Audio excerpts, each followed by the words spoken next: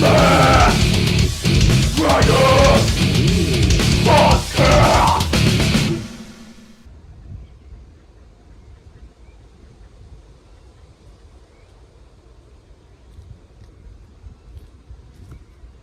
Dragons fans, and welcome to the Mad Dragons vodcast from the picturesque Lake Moga here in Western Australia.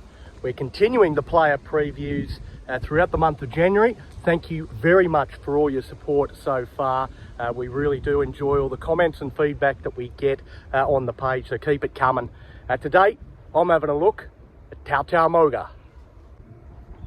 Tautau Moga is a 28-year-old journeyman that adds not just depth to our outside backs, but some much needed experience. In terms of our outside backs, we have some very exciting youth like Tyrell Sloan, Zach Lomax, Moses Sully, the Finai twins, and Mika Ravalawa. There's not a lot of experience. So Moga, entering his 11th season in the NRL, is a bloke that's been around many NRL systems. The other advantage Moga brings is that he was once a prodigious young talent. He represented the Junior Kangaroos twice and was due to become the first player to ever represent the Junior Kangaroos 3 years in a row when he first ruptured his ACL. Moga tore his ACL at the end of 2012, and then he tore it again in his return game for the Roosters in the under-20s competition in mid-2013. Moga moved to the Cowboys midway through 2014, and after some NRL games, he tore his ACL for a third time while representing Samoa against Tonga in 2015. Moga enjoyed a relatively injury-free period with the Broncos, but shortly after moving to the Knights, he once again ruptured his ACL for a fourth time.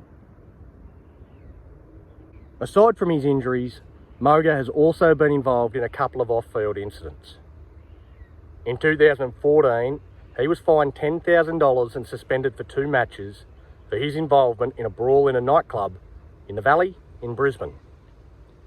And on Boxing Day 2018, Moga was alleged to have slapped a taxi driver across the head multiple times, for which he was fined $30,000. Since his 4th ACL injury in early 2018, Moga's played just 7 NRL games.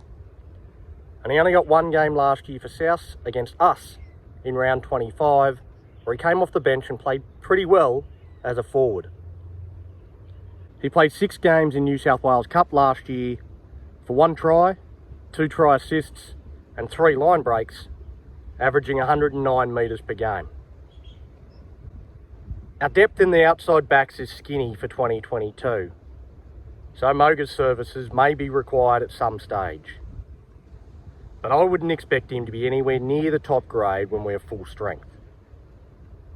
He will be an imposing figure in the centres in New South Wales Cup. So that's Tautau Moga. I don't think he's going to play a big role for us this year. He is going to provide some good depth.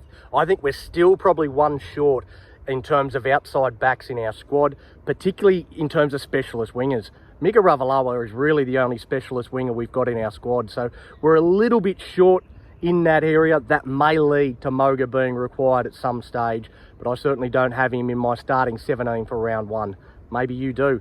Let us know down in the comments. Make sure you're following the Mad Dragons vodcast across all our social media platforms. We will be back tomorrow with another player preview. Make sure you tune in then.